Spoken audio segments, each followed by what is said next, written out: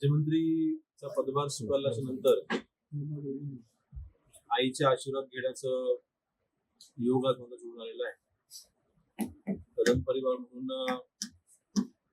गेली अनेक वर्ष मी आईच्या चरणी येतो. आमची कुलस्वामिनी आहे. आज राजकीय वाटचाल करत असताना आईचे आशीर्वाद घेतल्याशिवाय आम्ही कधी पुढे जात नाही. म्हणून आज सद्भावनेने आईचे आशीर्वाद घ्यायला मी आज आलो होतो. मी आशीर्वाद घेतले.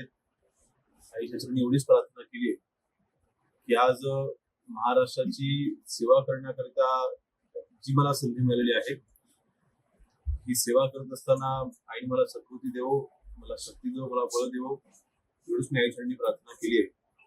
आणि माझ्या हातून महाराष्ट्राची सेवा आईने करून घ्यावी अशी मी आईच्या चरणी प्रार्थना केली आहे. सर, केंद्र सरकारने ऑपरेशन सिंदूर हे राबवलं. आपल्या सरकारचं म्हणणं आहे की आम्ही दहशतवादी तळावरती हल्ला केला. पाकिस्तान सरकार म्हणते की आमचे सामान्य नागरिक मारले गेले.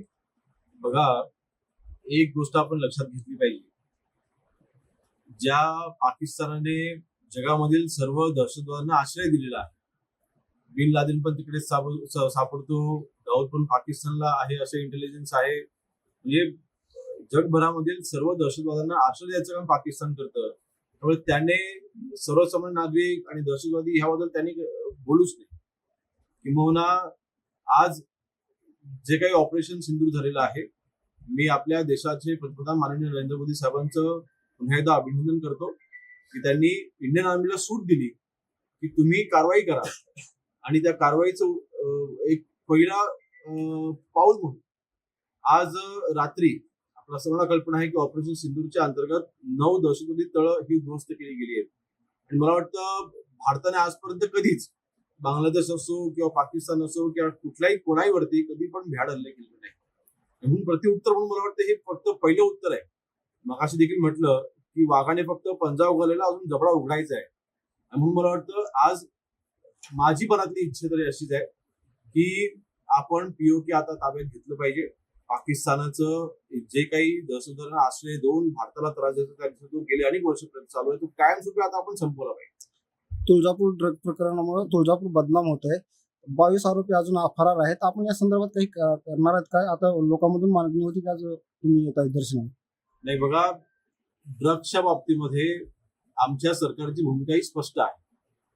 कुठल्याही राजकीय पक्षाशी संबंधित असू द्यात, कुठल्याही नेत्यांशी संबंधित असू द्यात, कोणाशी संबंधित असू द्यात, जर का ड्रग्सच्या बाबतीमध्ये कोणाच्या विरोधामध्ये पुरावे सापडत असतील किंवा सापडले असतील, त्यांच्या विरोधामध्ये कडक कारवाई ही केली आणि एकालाही सोडलं जाणार नाही, ही आमची भूमिका स्पष्ट आहे. कोणी याच्यामध्ये इन्व्हॉल्व असू द्यात, पोलीस अधिकारी जरी इन्व्हॉल्व असले तरी सुद्धा त्यांना थेट बडतर्फ केलं जाईल, ही भूमिका आमच्या सरकारची आहे. माननीय मुख्यमंत्री मोदी देवेंद्र फडणवीस साहेबांनी देखील ही भूमिका स्पष्ट केलेली आहे. माननीय एकनाथ शिंदे साहेबांनी तर पहिल्या दिवसापासूनच, ज्या दिवशी मी गृहराज्यमंत्री म्हणून जबाबदारी स्वीकारली त्या दिवसापासून ड्रग्सच्या बाबतीमध्ये आपल्याला कारवाई करायची आहे, ती आपल्याला काही करून थांबवायचं आहे, ही भूमिका आमची आहे. म्हणून तुळजापूरचं प्रकरण नक्कीच त्या बाबतीमध्ये जे काही मुंबईचे कनेक्शन होते त्याच्यामुळे तिथपर्यंत आपण पोहोचून कारवाई आपण केलेली आहे. जे काही लोक फरार आहेत त्या प्रत्येकाला शोधण्याचे काम चालू आहे. लोक त्यांना देखील धरून पकडलं जाईल. साठे स्कूल प्री प्रायमरी पासूनच करून घेतं फाउंडेशन पक्क करण्याची तयारी. म्हणूनच साठे शिक्षण समूहाच्या कित्येक विद्यार्थ्यांनी घेतलीये करिअर मध्ये उंच भरारी. 2025-26 या शैक्षणिक वर्षाकरिता आपल्या पाल्याचा आजच प्रवेश घ्या.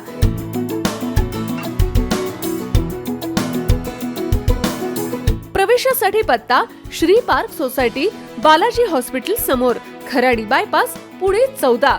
संपर्क क्रमांक 9372619453 किंवा 9372619483 किंवा 9372619484. फाउंडेशन उत्तम, प्रगती सर्वोत्तम. साठे फाउंडेशन, नो टेन्शन.